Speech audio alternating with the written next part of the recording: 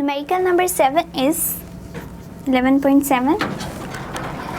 A ship sent out ultrasound that returned from the seabed and is detected after 3.42 seconds. If the speed of ultrasound through seawater is 1531 meter per second, what is the distance of the seabed from the ship?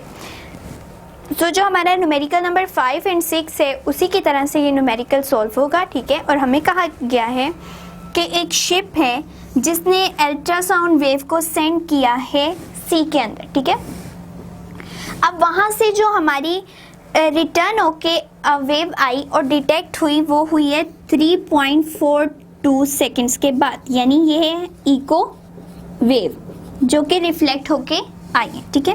अब speed हमें बताई गई है and it is 1531 metre per second और हमने depth find out करनी है, depth find out करनी है, ठीक है।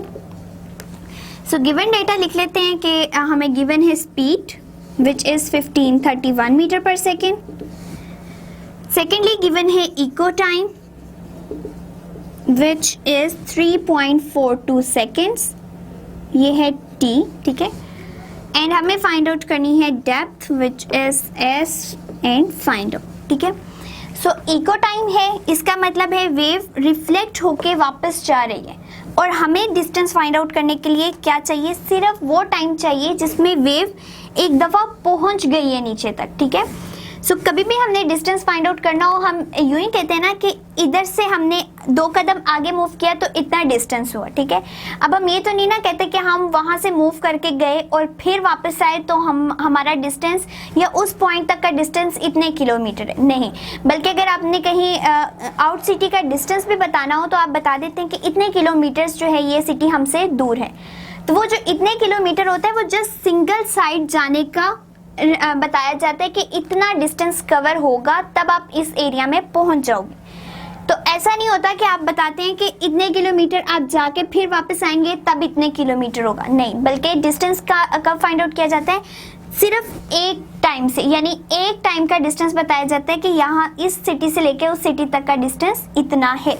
तो इसीलिए हमें सिर्फ वो वेव का टाइम चाहिए जब वो बेड पे यानी सी वाटर में टकराई है, ठीक है।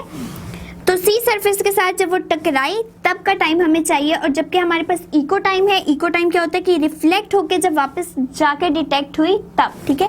यानी ये पूरा पाथ, तो हमें कितना चाहिए, सिर्फ इतना पाथ। तो सबसे पहले ये क्या हो रहा है, 2 पोर्शंस हैं, इसका मतलब है हमें सिर्फ एक पोर्शन का चाहिए टाइम, तो हम इसको 2 पे डिवाइड कर देंगे।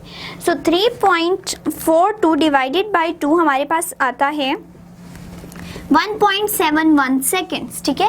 स्पीड भी हमारे पास है, जिस डेप्थ फाइंड आउट करनी है फॉर्मूला अप्लाई करेंगे। और वेलोसिटी किस तरह फाइंड आउट करते हैं, velocity is equals to distance over time. हमें क्या फाइंड आउट करना है, distance. So distance equals to vt। दोनों की वैल्यूज पुट कर लेते हैं। स्पीड कितनी है 1531, टाइम कितना गिवन है 1.71। सो दोनों को मल्टीप्लाई कर लें, 1531 multiply by, so it gave distance equals to 2618.0 meters। so ये हमने सिंपल सा एक न्यूमेरिकल था जिसको फाइंड आउट कर लिया है कि कितना डिस्टेंस होगा सी वाटर के, यानी सी के डेप्थ तक हमारे पास कितना डिस्टेंस है। तो वो डिस्टेंस हमारे पास है कि हमारी शिप से लेके सी तक का जो सी की डेप्थ है पूरी वो कितनी है, उसमें डिस्टेंस बन रहा है 2618 मीटर्स, ठीक है। सो ये था हमारा numerical number 7. Next one is numerical number 8. Numerical number 11.8 is the highest frequency sound humans can hear is about 20,000 hertz. What is the wavelength of sound in air at this frequency at temperature of 20 degree? What is the wavelength of the lowest sound we can hear of about 20 hertz? Assume that the speed of sound in the air at 20 degree is 343 meter per second.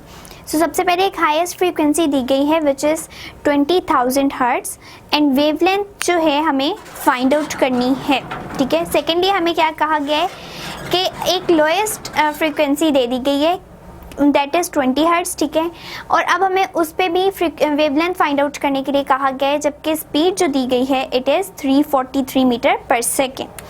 सो अब आप देखें कि हमारे पास जो given data है उसमें एक है हाईएस्ट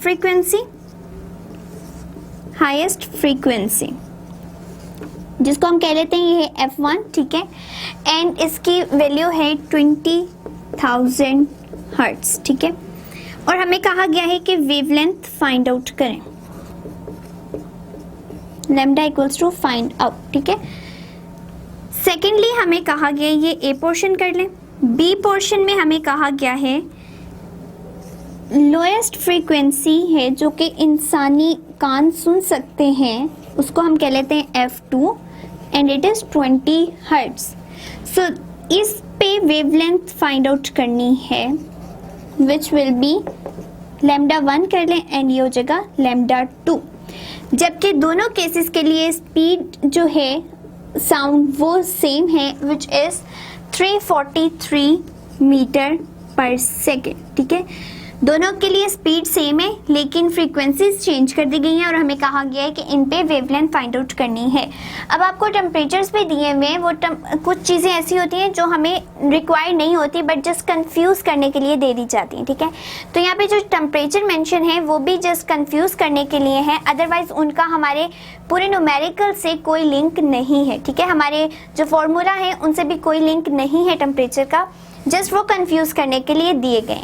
तो हमें क्या फाइंड आउट करना है, वेवलेंथ फाइंड आउट करनी है। अब आप देखिए अगर हम अपनी वेव इक्वेशन को देखें तो उसमें हमारे पास तीनों चीज़ें आ जाती हैं, स्पीड भी आती है, फ्रीक्वेंसी भी आती है एंड वेवलेंथ भी आती है। तो सबसे पहले हम क्या करते हैं, हम अपनी वेव इक्वेशन को मेंशन कर लेते हैं which is v equals to lambda F, ठीक है। हमें क्या फाइंड आउट करना है, लैम्डा, ठीक है। सो हम केस ए के लिए कर लेते हैं। सो सबसे पहले ए के लिए अगर हम करना चाह रहे हैं तो क्या बन जाएगा, v दोनों के लिए कॉमन है इसलिए उसको v1 v2 नहीं कहेंगे। लैम्डा 1 हमने फाइंड आउट करना है, फ्रीक्वेंसी को भी हमने 1 कहना है क्योंकि दोनों की वैल्यूज चेंज है, तो जो दो फ्रीक्वेंसीज दी गई हैं वो f1 और f2 से हमने डिनोट की। लैम्डा 1 फाइंड आउट करना है, इसका मतलब है इसको सेपरेट कर लें तो क्या बचेगा, v ओवर f1, ठीक है। v की वैल्यू हमारे पास क्या है, it is 343 and frequency f1 की वैल्यू है 20,000, ठीक है। सो दोनों को डिवाइड कर लें, 343 divided by 20,000 and it give 0.017 lambda 1 which is 0.017 metre, जिसको अगर हम लोग शिफ्ट करना चाहें साइंटिफिक नोटेशन में तो उसको भी हम कर सकते हैं। और किस तरह से करेंगे, पॉइंट यहाँ पे लाई कर रहे हैं, ठीक है, हम इसको मूव करवाना चाह रहे हैं 1 तक, ठीक है। तो क्या बन जाएगा 1 2 यानी 2 डिजिट हमने मूव करवाया, सो क्या बनेगा 1.7। अब मूव किस साइड पे करवाया है, राइट साइड पे, तो अगर हम राइट साइड पे मूव करवाते हैं तो हमारी पावर नेगेटिव में आती है, so it will give 10⁻⁻2 metre. So ये आ गई हमारी पहली वेवलेंथ कि अगर फ्रीक्वेंसी हाई है, यहाँ पे -2 इस तरह से फ्रीक्वेंसी हाई थी, ठीक है, 20,000 हर्ट्ज थी, वेलोसिटी सेम थी, तो जो हाईएस्ट वेवलेंथ आई वो कितनी आई, 1.7 इंटू 10⁻⁻2। अब हमने दूसरे केस के लिए वेवलेंथ फाइंड आउट करनी है, सेम सारा प्रोसेस होगा, लेकिन अब हम क्या करेंगे, जस्ट हमें f1 और लैम्डा 1 की जगह लैम्डा 2 वगैरह मेंशन कर लेंगे। वेलोसिटी दोनों के लिए सेम है, यहाँ पे आ जाएगा lambda 2 and f2। Lambda 2 find out करनी है, इसका मतलब है v ओवर f2 आ जाएगा। v की वैल्यू है 343, f2 की वैल्यू कितनी है 20, तो दोनों को डिवाइड कर लेते हैं and 343 divided by 20 it give lambda 2 equals to 17.15 metre. Again check कर लेते हैं जी, जिसको यहाँ पे हम 15 भी लिख सकते हैं और अगर राउंड ऑफ करना चाहें तो यहाँ पे 5 प्रेजेंट है, इसको एक कैरी दे दें तो ये बन जाएगा 11.2 मीटर, ठीक है। तो दोनों आंसर्स आप मेंशन कर सकते हैं। सो सिंपली वो जो टेम्परेचर्स थे हमें कंफ्यूज करने के लिए दिए गए थे, वेलोसिटी दोनों केसेस के लिए सेम थी, फ्रीक्वेंसीज चेंज थी और हमने उस पर वेवलेंथ फाइंड आउट करनी थी। दोनों के लिए वेव इक्वेशन लगाई, v सेम रहा, बल्कि हमारे पास जो f1 और f2 की वैल्यूज वो चेंज होके लैम्डा 1 एंड लैम्डा 2 की वैल्यूज आ गई हैं। सो ये था हमारा न्यूमेरिकल नंबर 8। अब हम मूव करते हैं next one and the last one की तरफ, which is 11.9। 11.9 is A sound wave has a frequency of 2 kilohertz and wavelength 35 centimeter. How long will it take to travel 1.5 kilometer? सो हमें frequency दी गई है, वेवलेंथ दी गई है, ठीक है, एक साउंड वेव की, और हमें कहा गया है कि how long will it take to travel, यानी इसको कितना टाइम लगेगा, कितना डिस्टेंस इसको चाहिए होगा, सॉरी कितना टाइम इसको ट्रेवल करने के लिए लगेगा, जबकि डिस्टेंस कितना दिया गया है 1.5 किलोमीटर्स। सो अब हम स्टार्ट कर लेते हैं गिवन डेटा से। गिवन डेटा में हमें क्या क्या चीज़ें गिवन है? फर्स्टली हमें गिवन है फ्रीक्वेंसी गिवन है which is denoted by F, ठीक है, एंड क्या वैल्यू है इसकी? 2 किलोहर्ट्ज, 2 किलोहर्ट्ज, ठीक है, किलो मतलब 1000, ठीक है, तो हम इसको सिंपली 2000 हर्ट्ज ही मेंशन कर लेते हैं, क्योंकि हर्ट्ज जो है वो हमारे बेस यूनिट है, किलो हर्ट्ज हमारे बेस यूनिट नहीं है। सेकेंड थिंग जो हमें गिवन है इट इज वेवलेंथ,